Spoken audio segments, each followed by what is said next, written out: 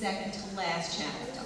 And here to introduce our speaker are Heather Carmen, class of '09, and Drew Tompkins, who will be introducing Ren Faith. Congratulations.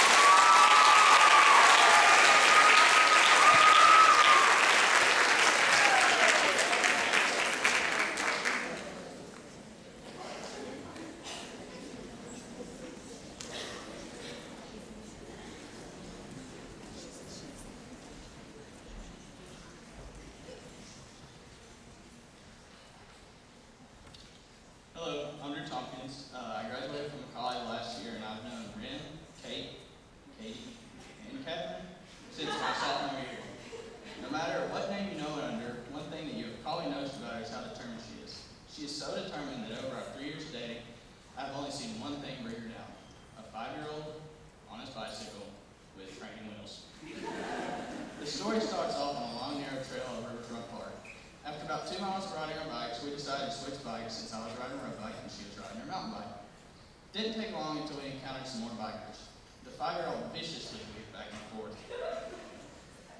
Ren tried to time the intersection perfectly. However, the 5-year-old suddenly bit the back tire of the bike, and all I could see was Ren flying over the handlebars.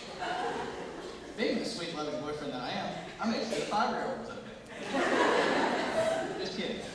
The little boy's father and I were more worried about Ren, considering that the boy just simply hit the back of the back tire and fell over. The little boy continued on his way as Ren and I proceeded to push our bikes for a few steps and made sure she was okay. Though she hopped on the bike for about half a mile, the volleyball-sized bruise on her hip got the best of her. That was the only time I've ever seen her be defeated. Everything else that GPS and life have thrown at her, she has persevered through and done her best and come out victorious. Ren once told me when I was doing something for her that I didn't have to do it, and I replied, "I don't have to do anything, but it's what I choose to do that makes me who I am." Well, Ren, Kate, Katie, and Kathryn choose to do things that makes her strong and makes her who she is. She's determined, smart, caring, and loving, and I'm honored to be a part of her life and honored to be up here introducing her. Now, for further introduction, I'm going to turn it over to my co-introducer, Heather.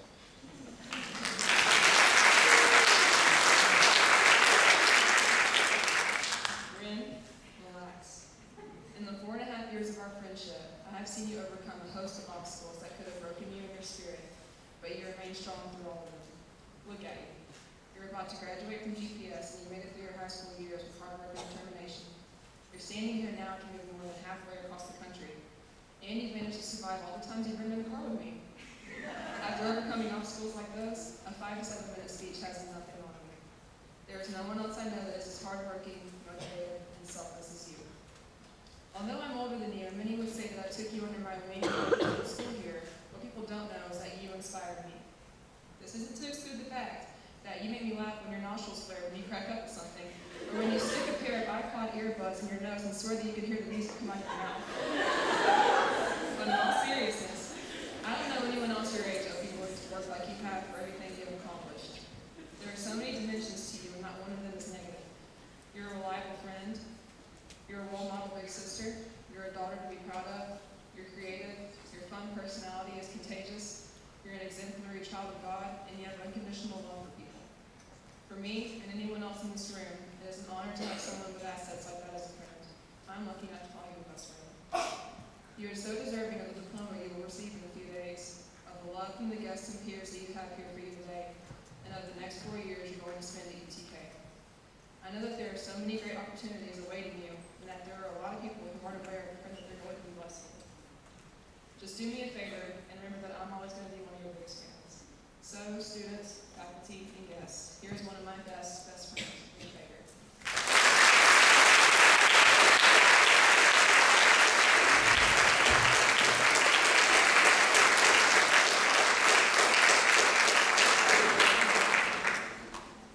Thank you, Drew and Heather, for that wonderful introduction, and thank you for all my guests being here today.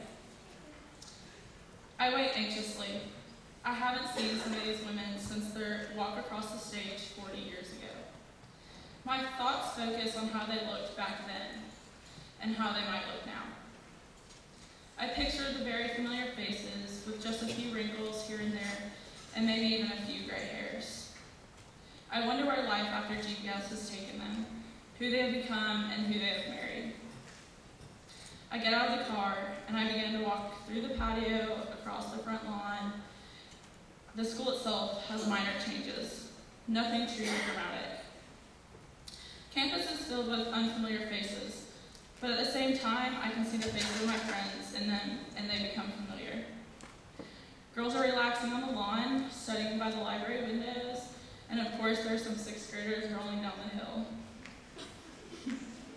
I walk through the Caldwell Commons doors and I sit down at a table. I feel a hand gently rest upon my shoulder. This hand belongs to a woman with which I wasn't all that close to in high school, but something about the many years between now and then had brought us closer together. In high school, I never would have thought our relationship would be where it is now. In fact, I was her maid of honor at her wedding, and I'm the godmother of her first child. Time has a funny way of doing things. I guess for some people, time brings them closer together, and for others, it takes them in totally opposite directions. I think back to the end of senior year. So many girls were counting down the seconds till graduation. They were so ready to move on from GPS. I, however, remember trying to grip onto all of GPS that I could. I purposefully planned my travel talk at the end of the year to somehow hopefully make my year last longer. Somehow, I think it did just the reverse. It ended up coming a lot sooner than I expected. More ladies are now walking in the door. I stand politely to greet them. From across the room, I hear a loud burst of laughter. My eyes continue to glance at these women I once knew as girls. Some things never change, that's for sure. especially the way my fellow classmates look and how they still act. Now everyone heads towards the open tables so we can sit and catch up with each other. It feels as if I'm once again 17, sitting here with my hopes and dreams and ambitions, just only in a much aged body. I think back to freshman year. The first year I joined the GPS family. I seemed so anxious about everything, but at the same time it was all so beautiful. So many girls, so many things to learn, so many expectations to be met. Sophomore year proceeded with many new social endeavors and many new really good friends. Junior year was the year to overcome. Classes were the hardest, teachers taught differently, and socially we were beginning the process of separating from our closest friends because of the college destinations right around the corner. Junior year, however, most difficult of the years, really helped to inspire me and make me the GPS woman I am today. It gave me a deeper respect for GPS and a sense of accomplishment in myself. Conversations at the table turned more sentimental. I remember when we always joked about one day how we would be able to sit around a table and think of the things that happened many years previously when we were all together. Hey guys. Hey guys, remember when our May Day turned into May month? Hey guys, remember when semester exams were outed by a blizzard? We sure were the inclement weather class, weren't we? Hey guys, remember when some of our best memories came from just being in the company of one another? Hey guys, remember all the good times we shared at GPS together, especially senior year? Our entire high school career seemed so surreal. Academically, we were challenged and encouraged. Socially, we were bonded like sisters. Physically, we continued to wear our rings for her. And each one of us knows that we owe some of who we became to GPS, the teachers and staff, and the fellow students of GPS. GPS meant so much to me throughout my years there, and they mean even more to me now as I look back. I look around this room filled with GPS women. I see CEOs, mothers of six, doctors, lawyers, artists, journalists.